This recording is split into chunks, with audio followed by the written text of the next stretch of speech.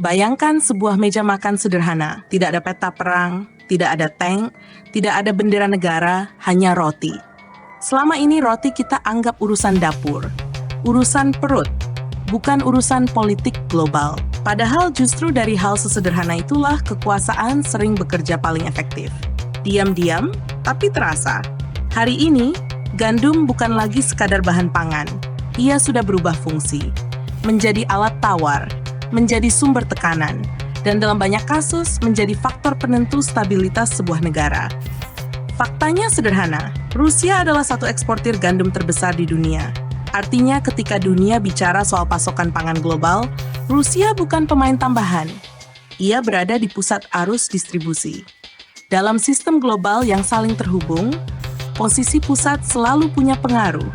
Tidak perlu ancaman terbuka, tidak perlu suara keras, cukup mengatur aliran. Sejarah sudah berulang kali menunjukkan pola yang sama.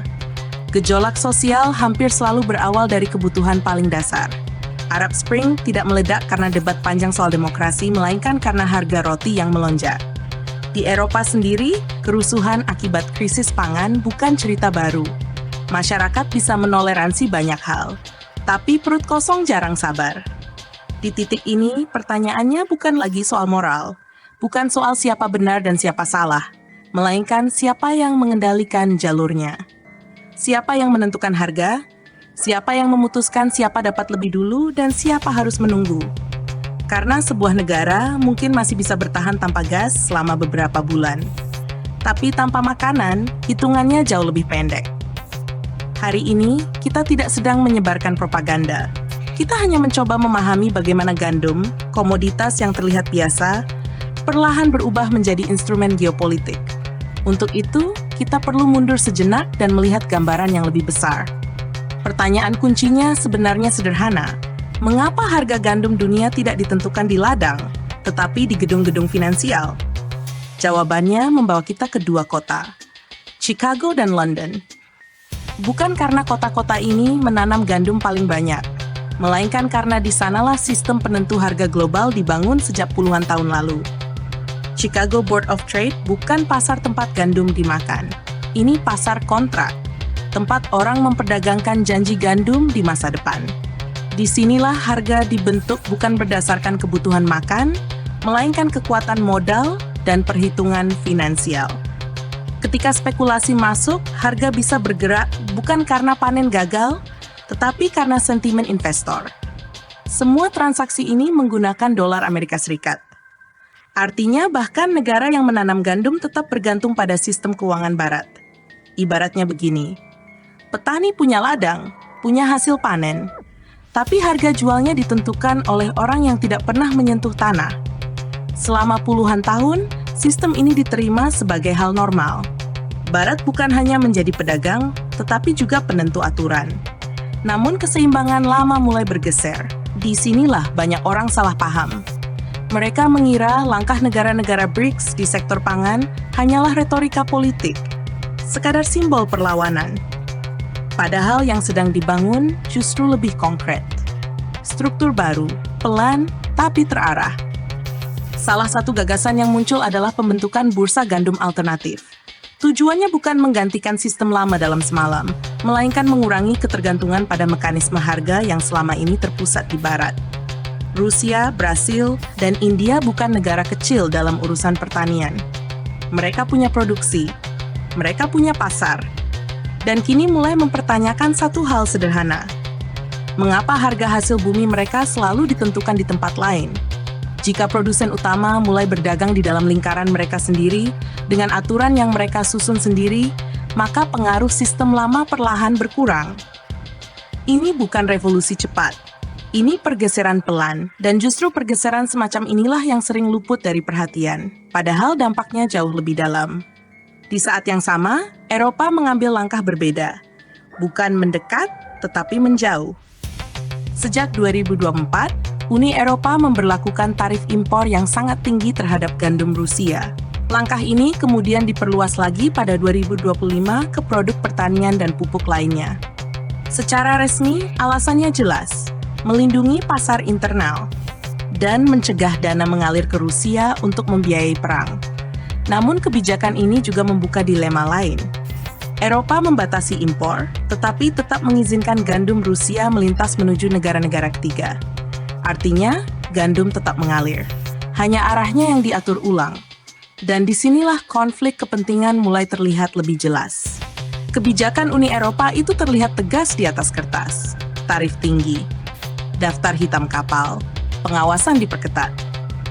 Namun di balik semua itu, ada kenyataan yang lebih rumit. Banyak negara Eropa masih bergantung pada impor pangan tertentu. Tidak semua gandum bisa diganti begitu saja. Tidak semua jalur pasokan bisa dialihkan tanpa biaya. Berbeda dengan energi, pangan tidak memberi ruang kompromi yang panjang.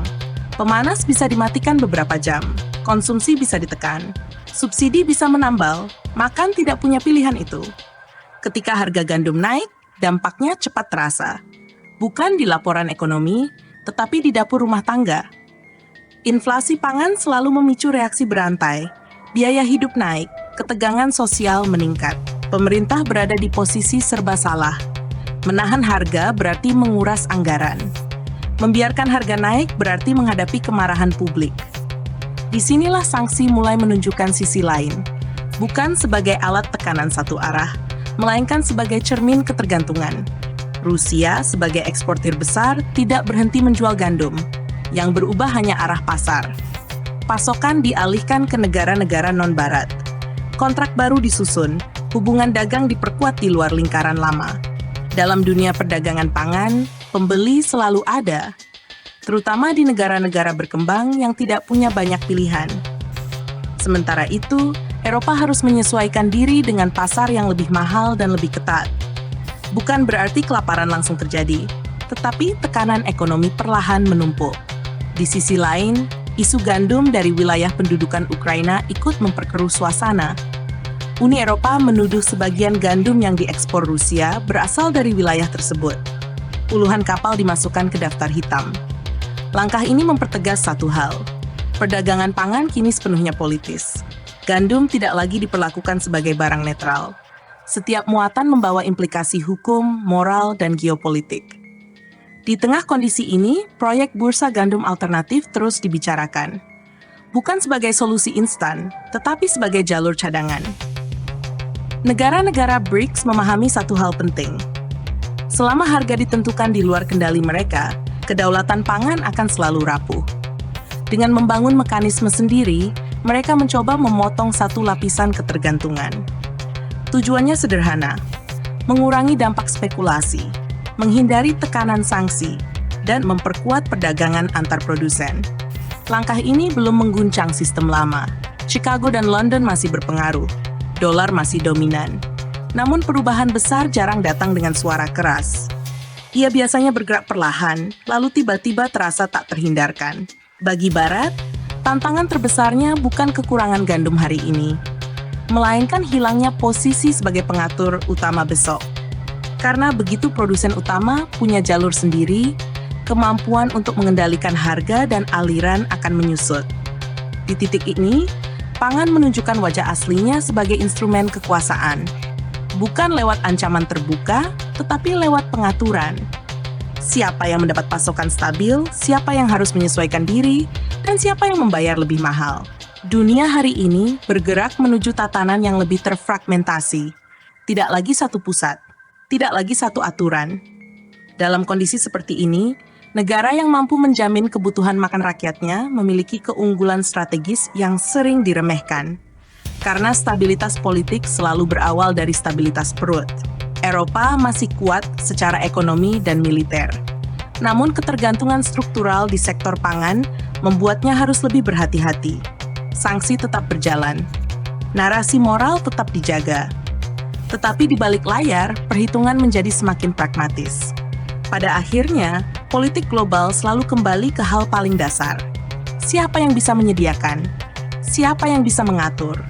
Dan siapa yang harus menyesuaikan diri?